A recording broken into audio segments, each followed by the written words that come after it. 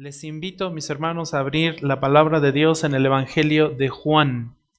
Evangelio de Juan, continuamos con esta historia que hace 8 días veíamos de una mujer. ¿Qué mujer era? ¿Lo recuerdan? La mujer samaritana, exactamente. Juan capítulo 4. Juan capítulo 4, y ya hace unos momentos leíamos los primeros 15 versículos de este capítulo. Voy a darle lectura y de hecho vamos a abarcar el día de hoy en esta predicación los versículos del 10 al 15. Un poquito del 10 solamente, continuaremos al 11, 12, 13 y culminaremos en el 15. Juan capítulo 4, versículo 10, dice lo siguiente: Jesús le respondió: si tú conocieras el don de Dios, y quién es el que te dice, dame de beber, tú le habrías pedido a él, y él te hubiera dado agua viva. Vamos a orar. Padre, en esta mañana te agradecemos tu infinita bondad, tu gracia, tu misericordia, tu amor, Señor, el sustento que nos das, toda la bendición, Señor, que derramas sobre la vida de cada uno de nosotros, de nuestras familias, de nuestra congregación aquí en Ixtlahuaca. Te rogamos, Señor, que tu Santo Espíritu nos ayude a comprender tu verdad, pero sobre todo, Señor, que tu Santo Espíritu llame a aquellos que han de conformar y ser parte, Señor, de tu pueblo. Te rogamos, Señor, que tu palabra penetre hasta lo más profundo de nuestra mente, de nuestros corazones, de nuestro ser, para transformarnos y para que aquellos que no han creído en ti, Señor, puedan creer, puedan ser capacitados por tu Santo Espíritu para anhelar conocerte y rendirse delante de ti en alabanza, en adoración. Que puedan decir, Señor, tengo sed, sálvame. Te rogamos esto, Señor, en el nombre de Cristo Jesús. Amén. Si tú conocieras el don de Dios y quién es el que te dice, dame de beber, tú le habrías pedido a él y él te hubiera dado agua viva. Le dice Jesús a esta mujer samaritana, indicando que era necesario que la mujer le conociera a él, conociera a Jesús, conociera la bendición del Evangelio, conociera la gran bendición que cada uno de nosotros también podemos tener hoy en nuestros días. Pero brinquemos por un momento al versículo 13 de este capítulo 4. En el versículo 13 encontramos a Jesús respondiendo una vez más a la mujer y diciéndole: todo el que beba de esta agua volverá a tener sed. Pero el que beba del agua que yo le daré no tendrá sed jamás, sino que el agua que yo le daré se convertirá en él en una fuente de agua que brota. ¿Para qué, iglesia? Para vida eterna. Entonces, de acuerdo a estos dos versículos, de acuerdo con Jesús, la fuente de agua viva no estaba en el pozo de Jacob, que por cierto es un pozo que hasta la fecha existe. Si usted hace un viaje a Israel y viaja 50 kilómetros hacia el norte de Jerusalén, encontrará un pequeño pueblo, una pequeña ciudad llamada hoy en día Nablus, y en esa pequeña ciudad, en ese pequeño pueblo, está todavía lo que es considerado o lo que se conoce como el pozo de Jacob. Este pozo mencionado aquí, por supuesto, no es un pozo hoy en día que esté a la intemperie. Hoy en ese lugar se ha construido una iglesia ortodoxa, una iglesia ortodoxa griega, que cubre realmente el pozo. Está en un cuarto subterráneo de esa iglesia. Como muchos lugares hoy en día en Jerusalén, en Israel, muchos lugares que nosotros leemos aquí en la palabra de Dios, con el paso del tiempo, con el paso de los años, se fueron construyendo iglesias, unas pertenecientes a la iglesia católica, otras pertenecientes a la iglesia ortodoxa griega, otras pertenecientes, por ejemplo, el jardín de la tumba de Jesús pertenece a la iglesia cristiana. Y así todos estos lugares tienen ya una iglesia encima de ellos. Donde estaba el pesebre, por ejemplo, donde se considera que nació Jesús, el pesebre, también está la iglesia de la Natividad. En fin, estos lugares existen, pero lo que nos importa realmente no es el lugar, sino lo que aconteció en el lugar, sino lo que pasó en este caso, con Jesús y esta mujer samaritana. Y en estos dos versículos vemos a Jesús explicándole o tratándole de explicar a la mujer samaritana que la fuente de agua viva no estaba en el pozo en sí, sino que la fuente de agua viva era Él mismo. Jesús era la misma fuente de vida eterna. Podemos beber de esta fuente simplemente creyendo en Jesucristo. Hoy nosotros no necesitamos ir a Israel, no necesitamos ir a este pozo de Jacob. Nadie de nosotros, aunque claro, si podemos, pues vamos, ¿no? ¿A quién no le gustaría? Vamos a conocer estos lugares, como dijeron por ahí en mi pueblo, históricos. Por supuesto que es bonito ir y conocer esos lugares donde estuvo Jesús, donde caminó, donde desarrolló su ministerio.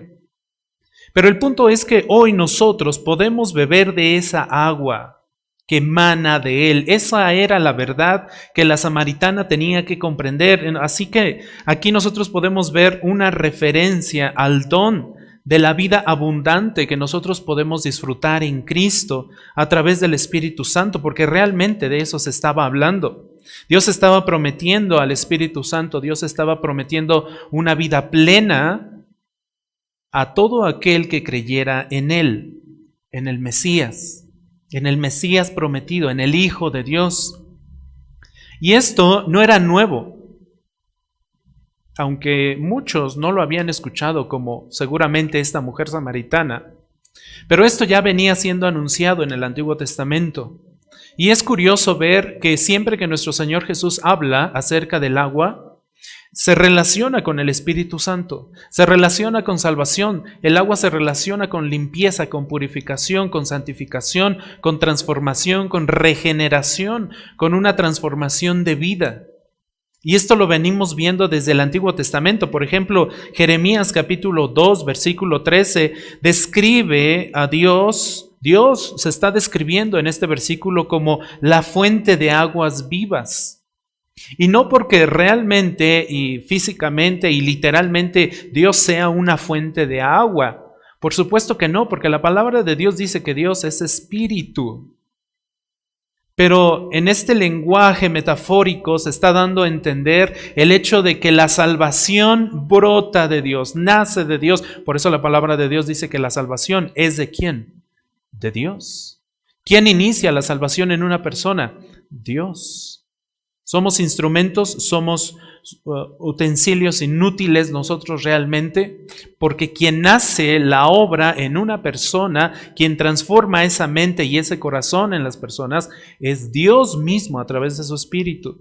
Y es precisamente lo que Jeremías nos dice. El Salmo 36:9 también nos habla y nos dice, porque en ti, refiriendo a Dios, refiriendo a Cristo, está la fuente de la vida.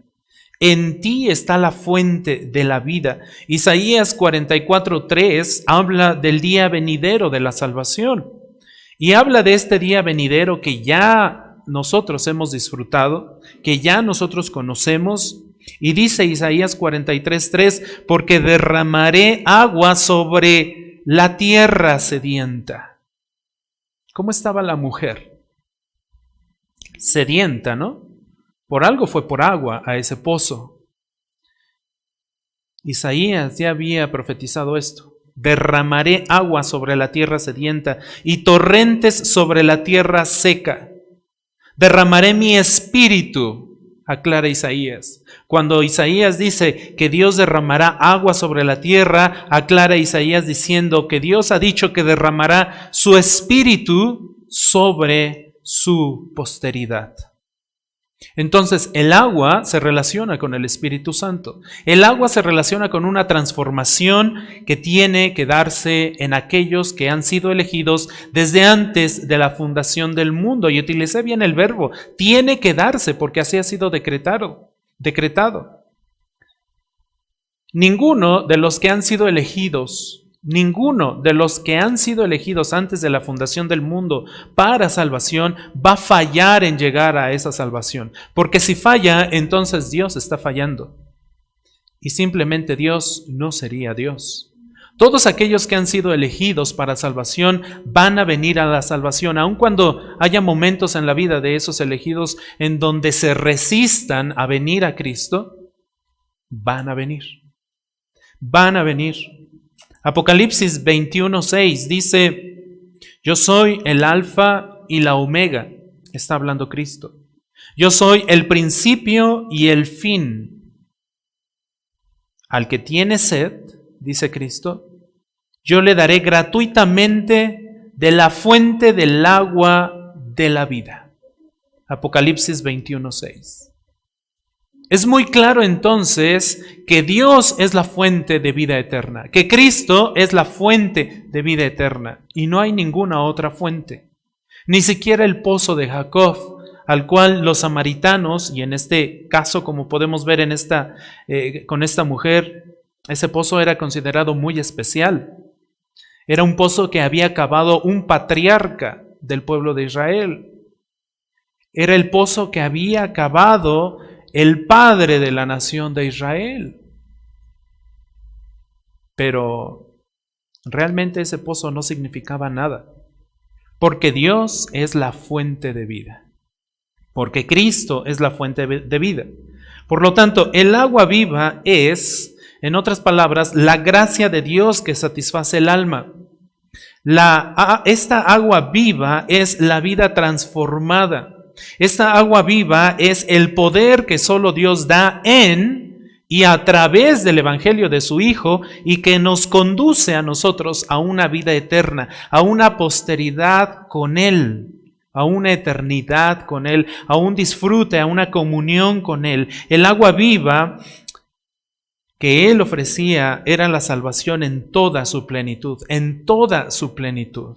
La salvación de nuestras almas, el perdón de nuestros pecados, la capacidad de desearle, la capacidad de vivir delante del Señor, la capacidad de ser obedientes, la capacidad de glorificarle, la capacidad de cantarle, la capacidad de acercarnos a Él, la capacidad de orar a Él, la capacidad de servirle a Él. Eso es el agua viva, y esa agua viva mana de nosotros en el momento en que nosotros somos capaces de creer, porque en ese momento que creemos, el Espíritu Santo viene a nosotros a habitar. Pablo nos habla de que somos templo ¿de quién? Del Espíritu Santo. Entonces, esa agua viva es ese don que regenera, es ese don que transforma la vida del que cree y solamente del que cree. Esta agua viva no transforma la vida del que no es capaz de creer. Esta agua viva lamentablemente no puede hacer ningún cambio hasta que la persona crea. Esta agua viva es aquella que produce en el creyente el fruto que es agradable a Dios. Esta agua viva es el nuevo nacimiento. Esta agua viva es la presencia del Espíritu Santo en una persona. Si me acompaña ahí, dele vuelta a su Biblia en Juan capítulo 7, versículo 37-39. Dice lo siguiente, Juan 7:37. Jesús, puesto en pie, exclamó en alta voz: si alguien tiene sed, ¿qué debe de hacer? Que venga a mí y beba. Y luego en el verso 38 de Juan 7 dice: el que cree en mí. Estas son frases paralelas. Si alguien tiene sed, es decir, si alguien necesita de mí, crea en mí. Como ha dicho la Escritura, de lo más profundo de su ser brotarán ríos ¿de qué, iglesia? de agua viva. Y noten lo que dice el 39. Pero él decía esto, ¿de quién? Del Espíritu, que los que habían creído en él habían de recibir. Esto es promesa del Señor. Cuando una persona cree en él, cuando una persona acepta el Evangelio, cuando una persona realmente se arrepiente de sus pecados y viene a Cristo pidiéndole perdón, Cristo le perdona. Cuando una persona deposita su fe en Cristo genuinamente, entonces Cristo le limpia. Entonces Cristo manda a su Espíritu Santo, sella a esa persona con el Espíritu Santo y esa persona es capaz de vivir una vida nueva. A eso le llamamos un nuevo nacimiento, a eso le llamamos una transformación, a eso le llamamos el hecho de que broten aguas vivas de nosotros. Dios tiene la vida como un don para aquellos que lo reciban. Dios tiene la vida eterna como un regalo para aquellos que sean capaces de entender el Evangelio y lo puedan recibir y abrazar genuinamente con todas sus fuerzas. La gente necesita saber quién es Jesús. Por eso Jesús le dijo en el versículo 10, si tú conocieras el don de Dios, si tú fueras capaz de entender quién es el que te está hablando, mujer samaritana, si tú fueras capaz, tan solo si tú fueras capaz de entender esta verdad, entonces, ¿sabes qué, mujer? Tú me pedirías que yo te diera de beber y ¿sabes qué? Dice Jesús, yo te daría de esta agua viva. Necesitamos la capacidad de poder entender. La gente tiene que saber quién es Jesús, quién es el Salvador del mundo, quién es el que ha sido enviado por parte de Dios para traer esta vida eterna a la humanidad, a este mundo moribundo y realmente un mundo muerto en sus delitos y en sus pecados. Entonces, en primer lugar, vemos a Jesús manifestándose, revelándose como la fuente de agua viva. En segundo lugar, quiero que veamos la oferta de Jesús produciendo una respuesta por parte de esta mujer. Vean el versículo 11, regresamos a Juan 4:11. Aquí vamos a notar incredulidad y aquí vamos a hablar un poco también de esa sed no saciada. Juan 4:11 dice, ella le dijo, Señor, no tienes con qué sacarla, y el pozo es hondo. ¿De dónde pues tienes esa agua viva de la cual me estás hablando? ¿Qué notamos aquí? Vemos a esta mujer y tenemos aquí una representación más de incredulidad. Aquí vemos incredulidad por parte de la mujer, la incapacidad espiritual en la mujer. Ella simplemente no fue capaz de comprender lo que Jesús le estaba queriendo decir. Ella simplemente no fue capaz de comprender la oferta de salvación que Jesús tenía para ella. Era una persona terrenal aún, era una persona mundana, era una persona incapaz de pensar en términos espirituales. Y de hecho la Biblia enseña que la humanidad caída, es decir, toda la humanidad, exceptuando aquellos que ya hemos creído en Cristo y hemos sido capacitados para comprender la verdad del Evangelio, que hemos sido capacitados para comprender lo que este libro santo dice, y que para nosotros ya no es locura como para mucha gente. La Biblia enseña que la humanidad caída está muerta a las cosas espirituales.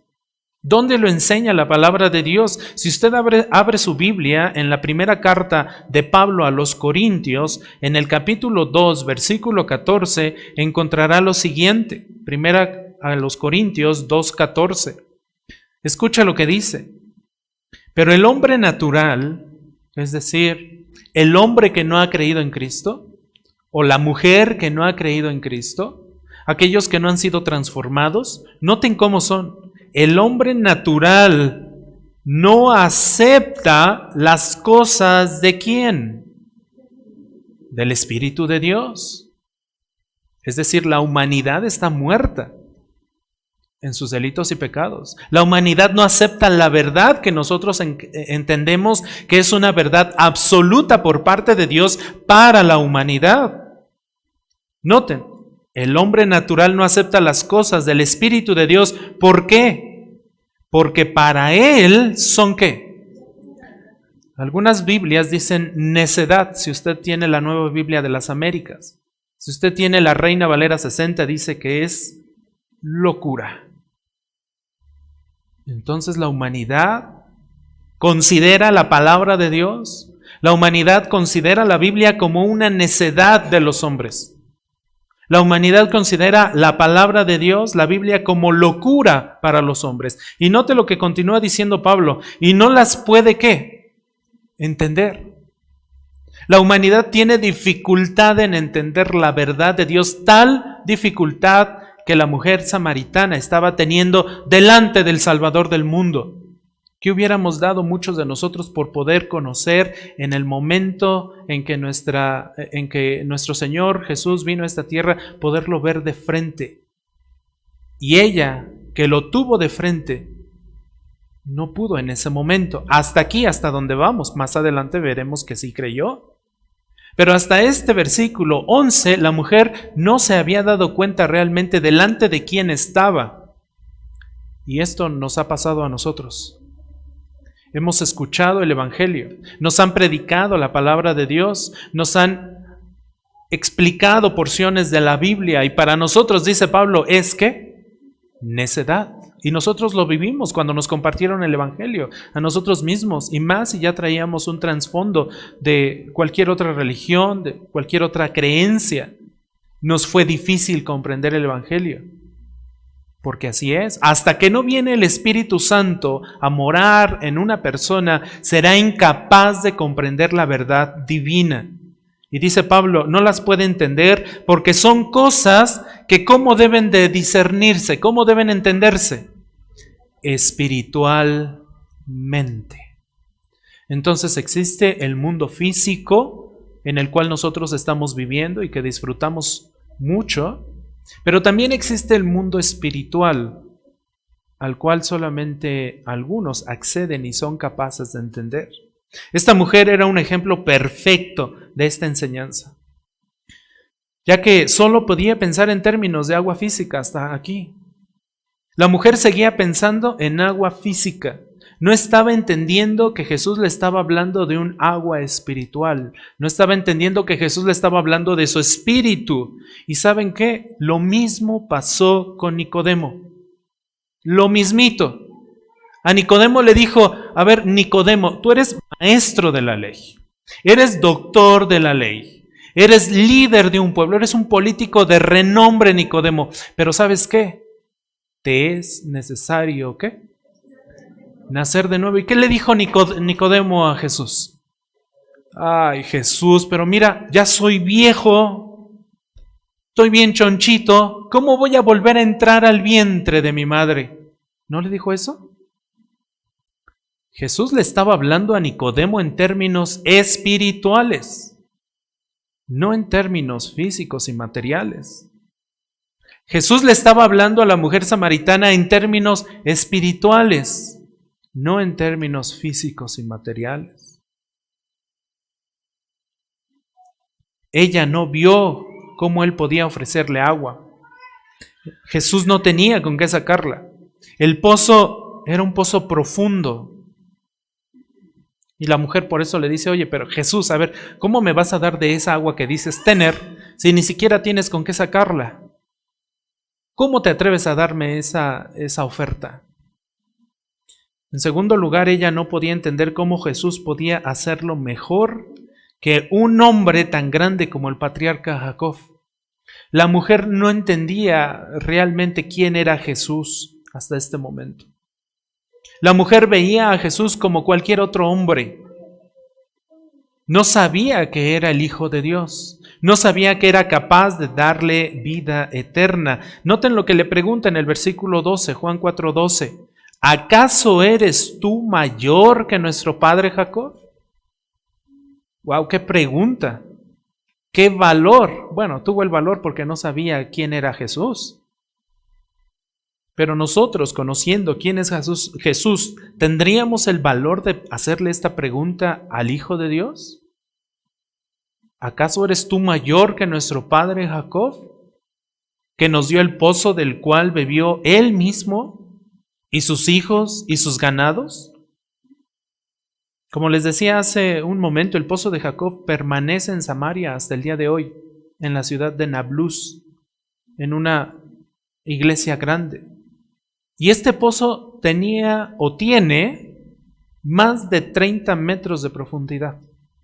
Más de 30 metros de profundidad. Probablemente fue o es o sigue siendo el pozo más profundo en toda esa área de Samaria. Incluso, si usted se para en el pozo y de hecho le permiten una bandejita con agua, le permiten tomarla y vaciarla en el pozo. En el momento en que la vacía tarda unos segundos hasta llegar al fondo esa agua, para que usted se dé cuenta de qué tan profundo es el pozo. El choque del agua con el agua que está abajo usted no oye el sonido inmediatamente, tarda unos segundos para que usted se dé cuenta qué tan profundo y cuánta distancia tiene que recorrer esa agua que deja caer en el pozo hasta llegar hasta el fondo. Era un pozo profundo. Pero Jesús, ¿cómo podría este extraño hombre obtener esa agua sin esforzarse? Es lo que estaba diciendo la mujer. ¿Cómo podía Jesús ofrecerle agua sin que esto representara un esfuerzo por parte de Jesús? Ni siquiera Jacob pudo ofrecer agua sin esfuerzo. De hecho, Jacob tuvo que esforzarse por cavar ese pozo. Tuvo que esforzarse por sacar agua de ese pozo para él mismo, para sus hijos, para sus ganados. ¿Cómo era posible que Jesús le estuviera ofreciendo esa agua viva a esta mujer sin que Jesús se esforzara? Pero Jesús le estaba ofreciendo agua que no provenía de un pozo común y corriente como este. Jesús le estaba ofreciendo vida eterna a esta mujer. Una vida que estaba escondida en él. Porque de hecho, Jesús es mucho más grande que Jacob el patriarca.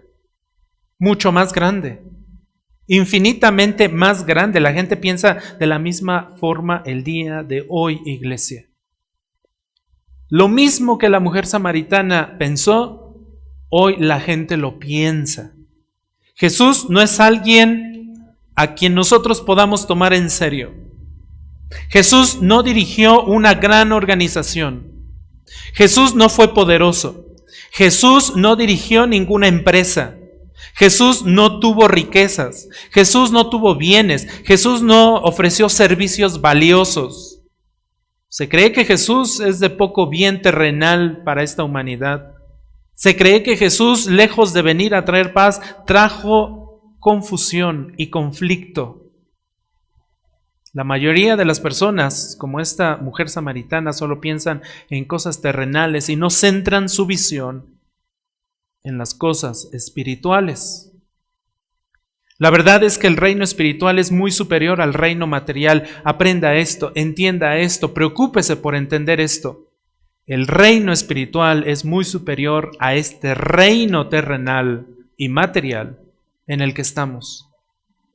El don de Dios de la vida espiritual es más valioso que cualquier tipo de riquezas terrenales que nosotros podamos tener en esta tierra.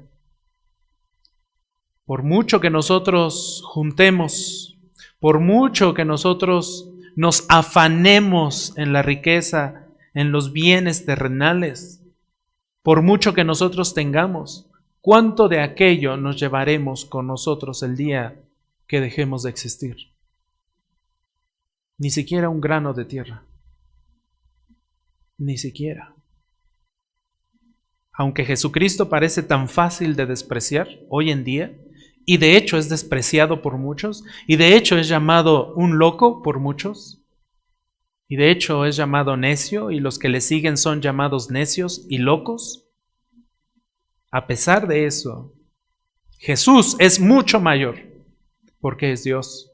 Efesios 1, 20, 22 nos habla de su superioridad. Efesios 1, 20 dice que Dios lo sentó a su diestra en los lugares celestiales, muy por encima de todo principado, muy por encima de toda autoridad, muy por encima de todo poder, muy por encima de todo dominio y de todo hombre que se nombra, de todo nombre que se nombra.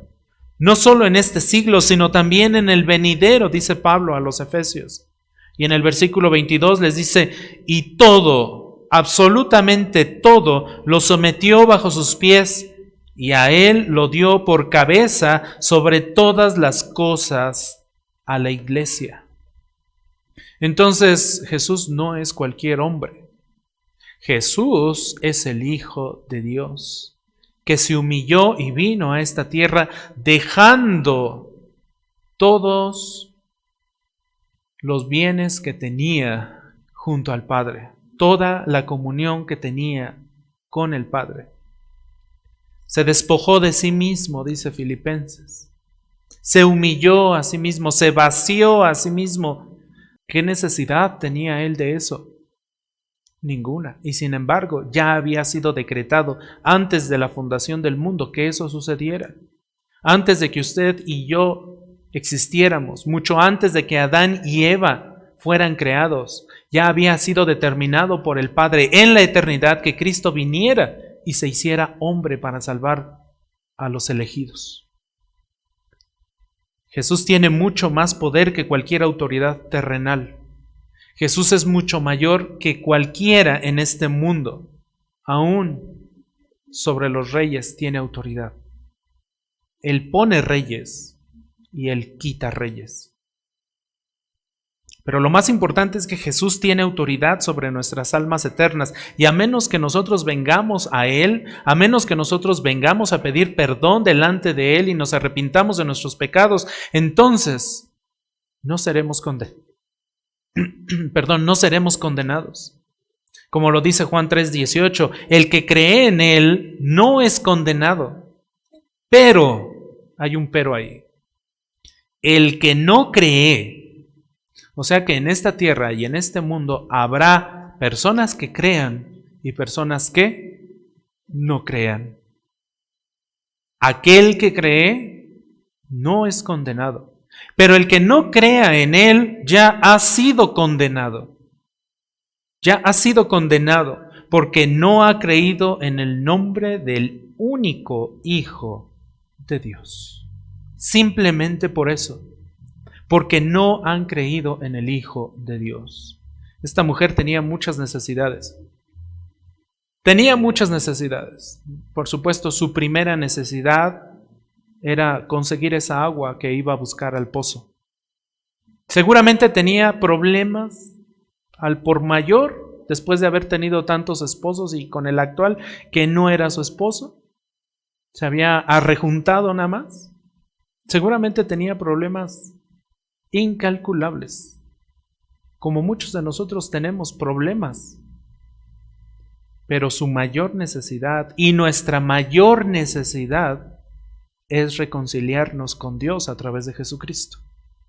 Esa es nuestra mayor necesidad, esa es nuestra prioridad, reconciliarnos con Jesucristo. Con esto en mente, Jesús le vuelve a responder en el versículo 13. Noten lo que le responde. Jesús le responde a la mujer samaritana, Juan 4:3. Todo el que beba, y note, todo. Esa palabra todo implica que nadie será rechazado cuando viene delante del Señor.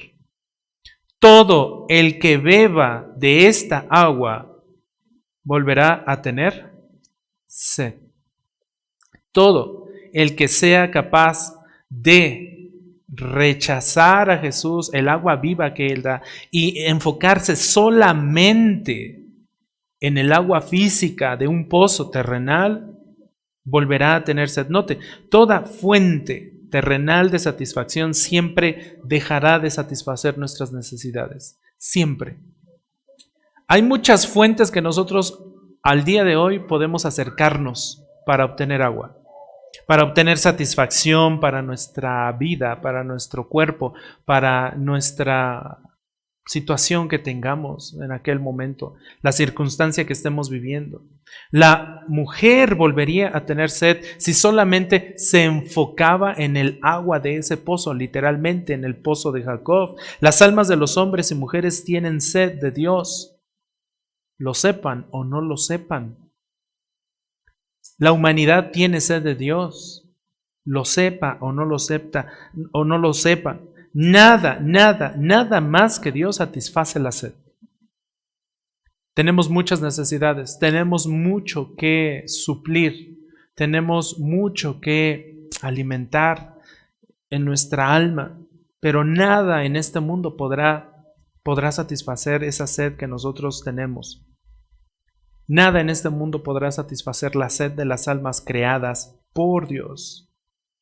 Arthur Pink, en uno de sus escritos, dice lo siguiente: ya sea que lo sepa o no, el hombre natural en todo el mundo está gritando tengo sed.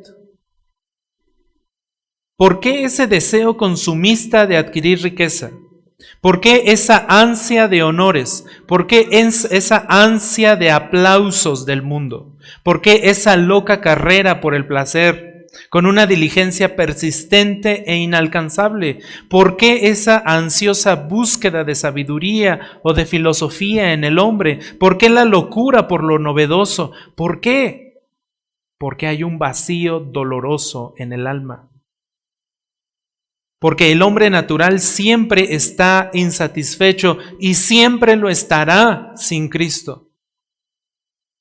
En este mundo, dice Arthur Pink, está escrito con letras de verdad inefable: todo aquel que beba de esta agua volverá a tener ¿qué? Sed. Todo aquel que centre su vida, su visión, su propósito, su objetivo de vida en lo terrenal, en lo material, sea lo que sea, volverá a tener sed. No se verá satisfecho en ningún sentido. Podremos estar satisfechos momentáneamente, pero esa satisfacción terminará. Esa satisfacción no nos dará pleno gozo. ¿Qué estamos buscando? ¿En qué nos estamos enfocando? ¿En riquezas? ¿En placeres? ¿En famas? La tragedia es que las personas buscan estas cosas, pero no encuentran y no encontrarán satisfacción plena cuando las obtengan. Jesús advierte que volveremos a tener sed si nosotros no centramos nuestra mirada en Jesús, si nosotros no creemos en Jesús. A menos que Cristo venga y sane nuestras almas seguirán muertas, seguirán sin satisfacción, sin plenitud, sin gozo. Y esta es una gran verdad. Todo aquel que centra su vida en lo terrenal jamás tendrá completa satisfacción. Volverá a tener sed. Pero note ahora lo que dice el versículo 14. Juan 4:14. Pero el que beba del agua que yo le daré, ¿qué va a pasar? No tendrá sed jamás, sino que el agua que yo le daré se convertirá en él, ¿en qué, iglesia? En una fuente de agua que brota, ¿para qué? Para vida eterna. Todo aquel que beba del agua que yo le daré, dice Jesús. Hay una condición aquí. Hay una condición para lo que Jesús está ofreciendo. Él dijo, pero el que beba, el que sea capaz de beber de esta agua que yo le estoy ofreciendo. Él está hablando de fe. Él está hablando de la capacidad de creer. Él está hablando del deseo genuino de creer en Cristo. Él está hablando de esa necesidad que podemos satisfacer creyendo genuinamente en Cristo, no superficialmente. Y es la misma verdad que Juan 3:16 nos enfoca, a la cual Juan 3:16 nos enfoca. Escucha Juan 3:16, porque de tal manera amó Dios al mundo que dio a su Hijo unigénito. ¿Para qué? Para que todo aquel que sea capaz de beber, que sea capaz de creer en Él, no se pierda, sino que ¿qué? Tenga vida eterna. Leon Morris en su comentario dice lo siguiente: el regalo del agua viva no es una recompensa por el servicio, es un don que da a cualquiera que lo reciba, sin importar cuán insignificante y limitado sea. Es una experiencia totalmente nueva, es un nuevo poder, es un nuevo placer, es una nueva vida, la vida que es eterna. ¿Recuerda usted hace 8 días que hablábamos y escucharon una comparación de Nicodemo y la mujer? Personas muy diferentes. Un hombre con un estatus social muy alto, una mujer con un estatus social muy bajo. Un hombre educado, una mujer sin educación. Y sin embargo, los dos tenían necesidad ¿de qué? De salvación, de entender. Entonces, cuando creemos, note que los pecados de esta mujer no impidieron que Jesús le ofreciera su salvación. Sabía que su muerte en la cruz limpiaría sus pecados. Y cuando nosotros creemos con una fe genuina en Cristo, hay una consecuencia gloriosa. Y esa consecuencia gloriosa la dice nuestro Señor Jesucristo: no volveremos a tener ¿qué? Sed. Cuando nosotros entendemos el vocabulario espiritual, las frases espirituales y la verdad espiritual del Señor, nosotros no volveremos a tener sed. No volveremos a tener necesidad de tratar de satisfacer algo, porque ya todo estará completo. Pero si nosotros nos enfocamos en un vocabulario terrenal y en esta vida terrenal, entonces volveremos a tener sed. Así como buscamos el agua varias veces en el día, ¿no? ¿Cuántas veces vamos a la cocina y tomamos agua, ¿no? O cargamos con nuestra botella de agua. Con Cristo no necesitarás más bien cargar con una botella de agua. Él va a satisfacer toda esa sed que tienes. Jesús te está ofreciendo satisfacer eternamente tu sed. Esto no significa que nuestras vidas van a ser más fáciles. No significa que nuestras pruebas van a cesar. Esto no significa que nuestra vida será color de rosa. Significa que Jesús viene a nosotros a morar a través de su Santo Espíritu. Significa seguir a Jesús tomando nuestra cruz. Él dijo, ¿no? Tome su cruz y ¿qué? Y sígame. Y tomar la cruz no es nada fácil. Si usted recuerda, antes de que nuestro Señor Jesús fuera crucificado, ¿qué tuvo que hacer para llegar a ese lugar donde sería sacrificado? Tuvo que tomar su cruz y cargarla. ¿Lo recuerdan? Incluso le tuvieron que ayudar. Nosotros tenemos que tomar nuestra cruz, soportar muchas dificultades, eso sí. Es necesario que a través de muchas tribulaciones entremos al reino de los cielos. Pero obtenemos con eso la plenitud del alma, a través de nuestra comunión con Dios. Cuando nosotros creemos en Cristo Jesús, cuando el ser humano es capaz de creer en Cristo Jesús, entonces esa comunión rota el Edén. Cuando Adán y Eva pecaron, perdieron la comunión con Dios. Cuando el hombre es capaz de comprender el Evangelio y creer en Cristo, entonces esa comunión rota vuelve a darse. Y esa comunión con Dios es lo que nos da plena satisfacción. Encontramos satisfacción permanente a la sed de nuestras almas. Jesús habla aquí entonces de un cambio permanente, de un cambio eterno. El agua que yo le daré se convertirá en él en una fuente de agua que brota ¿para qué? Para vida eterna. Esto se refiere al nuevo nacimiento por el Espíritu Santo. Esto se refiere a la nueva persona de la cual brota vida espiritual. La nueva persona que es capaz de vivir diferente. La nueva persona que es capaz de negarse a sí misma. La nueva persona que es capaz de dejar aquello que ya vivió en esta tierra para honrar a su Señor. Es Dios mismo viviendo en el corazón de esa persona. Los resultados de este cambio maravilloso, y este es el mayor milagro. Si alguien duda de que los milagros existan, déjeme decirle que aún los milagros existen.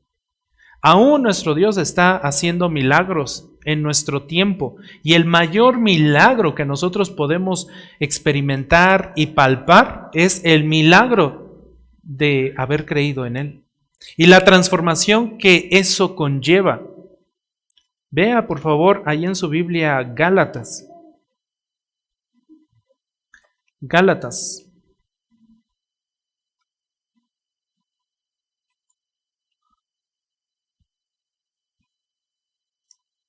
Gálatas capítulo 5.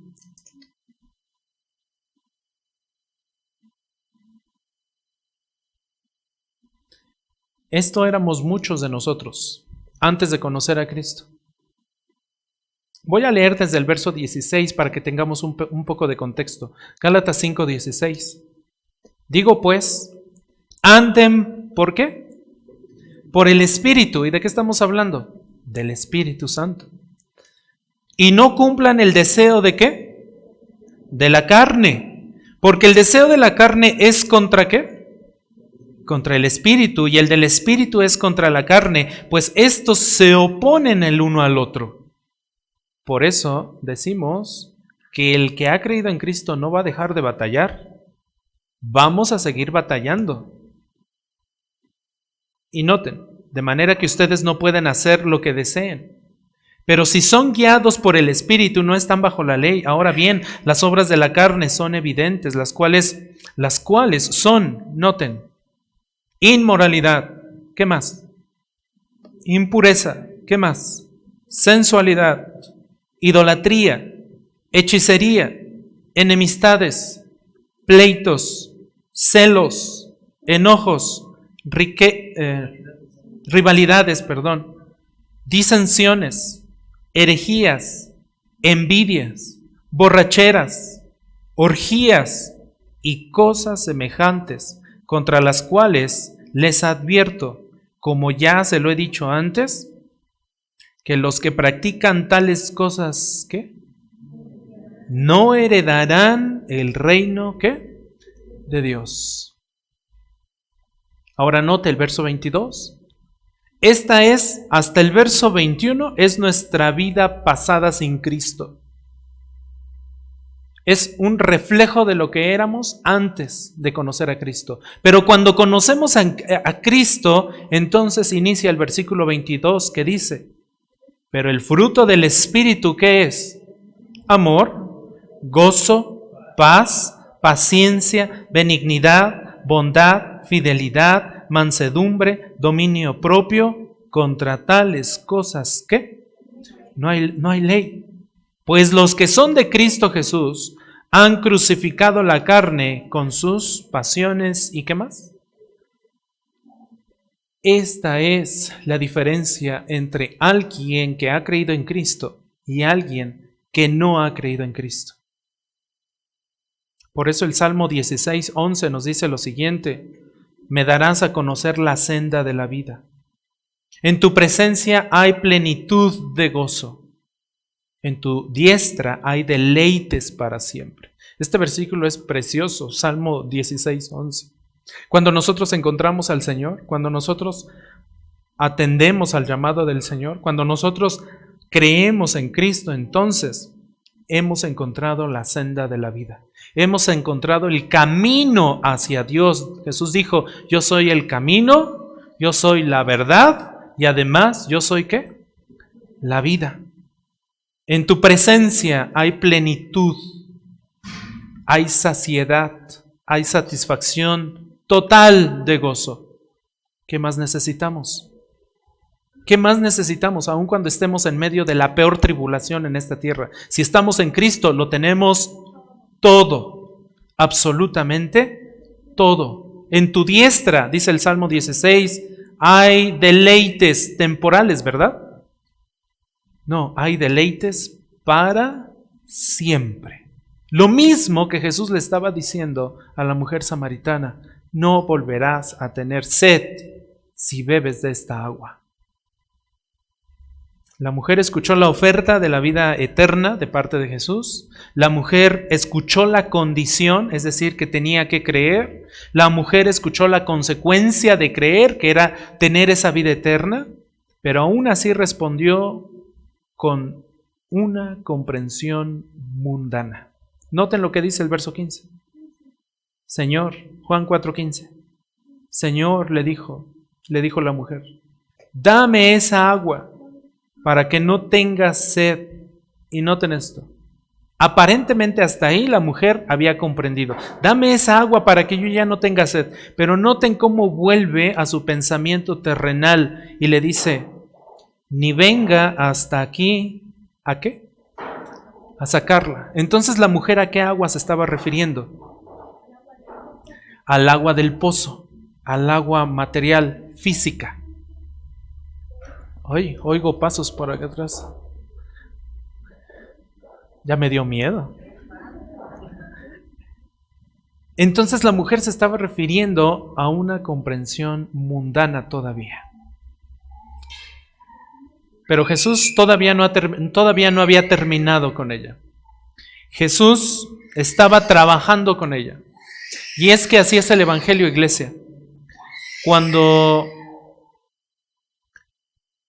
nosotros le estamos predicando a una persona, cuando nosotros le estamos compartiendo el Evangelio a una persona, no esperemos que la respuesta sea inmediata. Puede tardar. Y por más que la verdad que le estemos exponiendo sea clara, porque hasta este momento Jesús ya le estaba compartiendo claramente el Evangelio a la samaritana, ¿cierto? Y la mujer seguía empeñada en conceptualizar el agua como física. Lo mismo pasa con aquellos a quienes les compartimos el Evangelio. Van a tardar. Algunos, y lo que más nos gustaría es que en el momento en que les compartimos, crean y se arrepientan y vengan al Señor, ¿no es cierto? Lo cierto es que en muchos otros casos tardan tiempo y hay que estar orando por esas personas. Pero si es elegida, va a venir. Va a venir, como lo vamos a ver más adelante cuando continuemos con esta historia, porque el tiempo, ahora sí, como en las piñatas, el tiempo se nos acabó. Vamos a orar, mis hermanos. Padre, te damos muchas gracias, te agradecemos, Señor, estos momentos en que nos permites abrir tu palabra, entender tu verdad, comprender. Ayuda, Señor, a que esta palabra y esta verdad penetre en aquellos que no te conocen, que no han venido arrepentidos delante de ti, que no han entregado su vida delante de ti y que necesitan ser saciados por ti. Padre Santo, suple la sed de toda alma que consciente o inconscientemente, Señor, no te ha encontrado.